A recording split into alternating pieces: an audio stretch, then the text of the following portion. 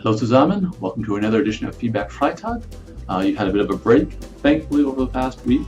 Again, even though the reading break was only a couple days, it just made no sense to try to tack on a half of a unit midway through the week. So we just kind of took a break for a week, and now we will go back into it and get started all over again for the next week, starting with the Polizeikontrolle coming on Sunday again. And again, that Polizeikontrolle is about the unit that you did the time controller for all the way last Friday. So there has been that extension there. Nonetheless, Sarah and I are caught up on all of the grading that you've done so far. So there are still some things that we'd like to share in terms of feedback, general ideas for the course, and ways to improve your German. So a couple of things this week. One of the biggest ones came out of the Anreise when you were writing your postcard, and we asked you to use the perfect tense, the present perfect tense. Now, in some cases, what I observed was that it was mixed up with the Präteritum, the simple past. So I think it's worthwhile to just go over briefly what the distinction is between the two. Now, the perfect tense, the present perfect, is the tense that is often used in communication, oral communication between people. So to some extent, it was a bit weird that we used it in the writing that we did, because often in writing you use the Präteritum, the simple past, but nonetheless, the perfect is often the tense that we focus on first in German. It tends to be a bit easier to use and to learn. So, and again, the perfect tense is the one that uses an auxiliary verb, either sein oder haben. And we use that verb to construct the perfect tense, and we use either haben when we're using verbs that do not have movement assigned to them, and we use sein then when the verb does express movement. So for example, ich habe den Hund gekauft. I bought the dog, we're using haben. There's no movement there, it's just a process of purchasing something. But we would say the sentence then, so ich bin nach München gefahren. I drove to Munich. There we're using sein because of the verb fahren does express movement, so we use sein instead. So with perfect, it's a matter of knowing what auxiliary verb to use, and as well then primarily using it when conversing with one another. Now, Präteritum, the simple past, is often then used for writing. When we're writing about, often when we have a story, if someone writes a story and it's a narrative, it's often going to be used in the Präteritum there because it's something that happened in the past, and we're just going to use that past tense to express that. It's a bit more challenging, I think, because there is no auxiliary verb, and then each verb in the Präteritum is conjugated in a different way, right? So you're almost learning an entirely new conjugation for ich, du, er, sie, es, for example, whereas with perfect, we're just conjugating really haben oder sein accordingly, and then the past participle, either, again, for the previous examples, gekauft or gefahren, those remain the same, right? Doesn't matter if it's wir, ihr, ich, du, past participle always remain the same. And that's why I tend to find that the perfect is a bit easier to learn and to memorize.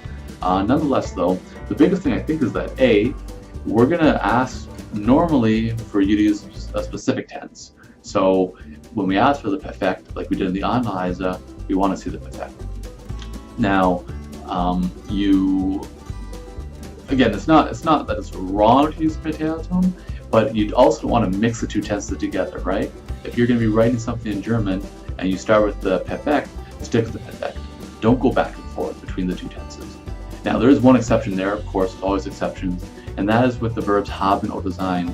If you're just using haben oder sein as verbs, not as auxiliary verbs, but just as verbs that I had done something or I was somewhere, regardless if it's perfect or Präteritum, it's just better, it's simpler, it's easier to just use the Präteritum for both.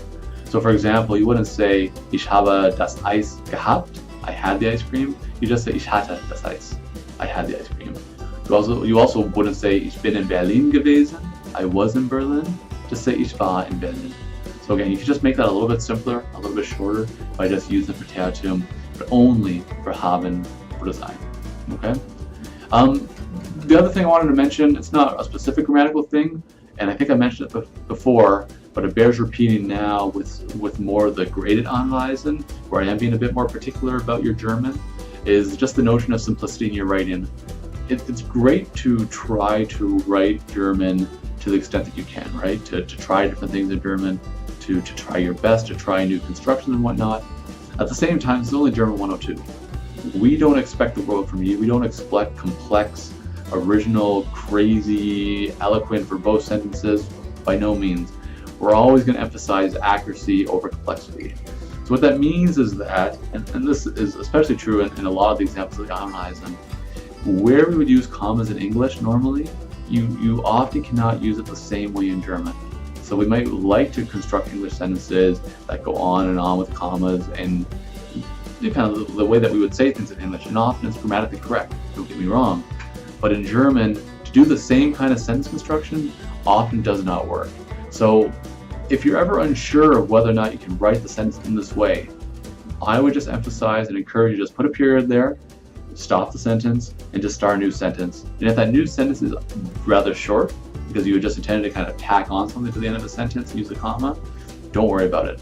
If the sentence is accurate, I don't care how simple the sentence might be. If you can get the point across and use some of the grammar and vocabulary that the unit asks you to utilize all the same, we're happy with that. So again, just emphasize simplicity over complexity when you write. Finally, just a word about participation in the course. There's a participation grade in German 102. You haven't gotten a grade yet for that, because what we tend to do is split up into 2 chunks, and then we're going to grade you on your participation for the first half of the term, starting not next week but the week afterwards. So what that means basically is that, when we grade participation, we're looking at your ungraded Polizeikontrolle, your ungraded Anweisen, and all the discussion board posts that you made as part of your exercises.